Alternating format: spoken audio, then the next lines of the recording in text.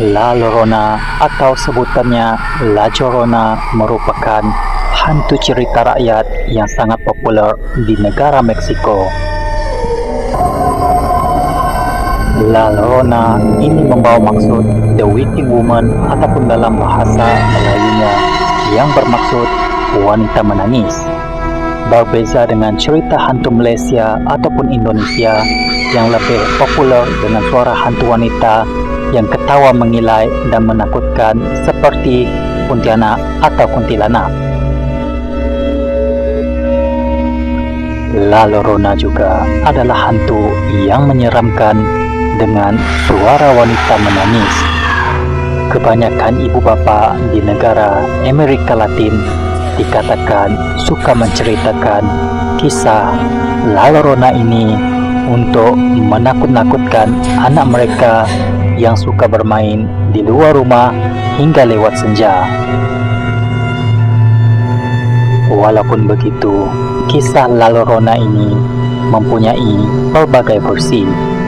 Namun, ada satu versi yang sangat populer dalam kalangan rakyat Meksiko adalah kisah tentang seorang wanita yang bernama Maria.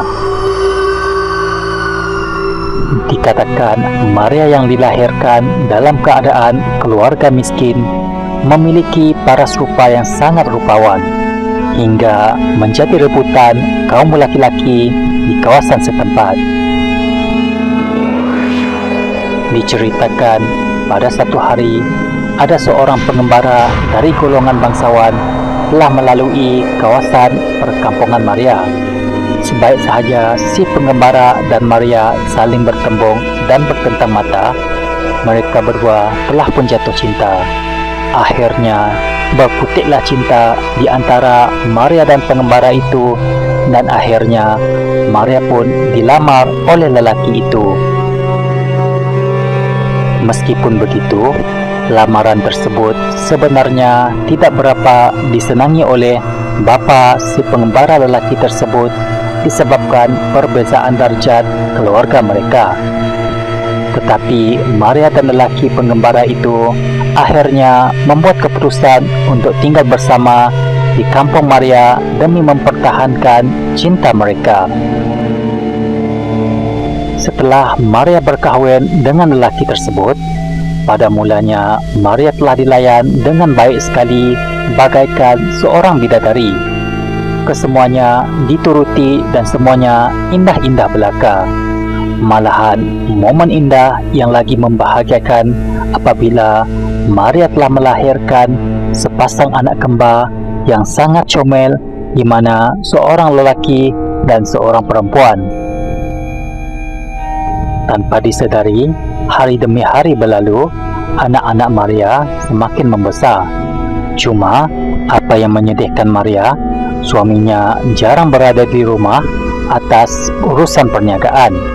Yang menyedihkan, apabila suaminya pulang ke rumah, hanya anak-anak sahaja yang sering diberi perhatian, tetapi Maria pula diabaikan. Suatu detik hitam berlaku apabila suami Maria keluar dari rumah dan tidak pernah lagi kembali selepas itu. Hidup Maria seperti bergantung tidak bertali, dan Maria berasa amat sedih seperti telah dikhianati.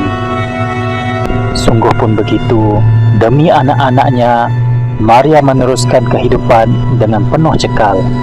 Sampailah pada satu ketika, Maria telah terserempak suaminya bersama dengan seorang wanita yang sangat cantik tanpa sengaja. Maria terkesima dan merasakan sangat sedih dan teranaya. Maria tidak menyangka bahawa suaminya telah berlaku curang terhadapnya di belakang. Tanpa disangka, Maria merasakan dirinya dikhianati. Hati Maria serta-merta menjadi remuk dan telah menyebabkannya hilang persimbangan. Maria terus berlari pergi dan membawa anak-anaknya pergi ke sungai.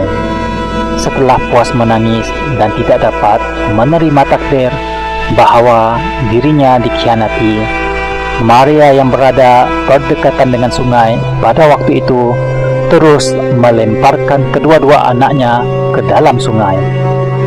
Hanya setelah melihat mayat anak-anaknya terapung, barulah Maria sadar apa yang dia sudah lakukan adalah salah disebabkan kebodohannya yang tidak dapat mengawal emosinya yang berkecamuk. Tetapi malangnya apabila jasad Maria pun turut lemas di bawah arus sungai. Tetapi sewaktu lemas, satu-satunya benda yang terus hidup adalah sumpahannya, yaitu La Llorona.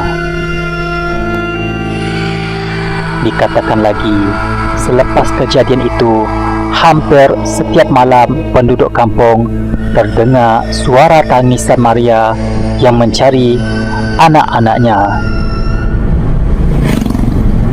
Diceritakan juga, hantu La Llorona memakai gaun yang berwarna putih dan kalau mengikut imajinasi kita, ia persis seakan Pontianak ataupun Langsue. Berbeza dengan kisah hantu Pontianak yang hanya mengganggu penduduk dan membunuh orang yang telah melakukan kejahatan kepadanya, tetapi hantu La Llorona ini lebih agresif kerana ia akan membunuh mangsanya, dan salah satu cara pembunuhan La Llorona ini adalah dengan meminta maaf kepada mangsa yang diculiknya dahulu sebelum melemaskan mereka ke dalam sungai. Selain itu, La Llorona akan membunuh mangsanya jika dia menyadari mangsa yang ditatap wajah tersebut bukan anaknya. Walaupun begitu, cerita rakyat di benua Latin ini mengenai La Llorona masih kekal populer hingga ke hari ini.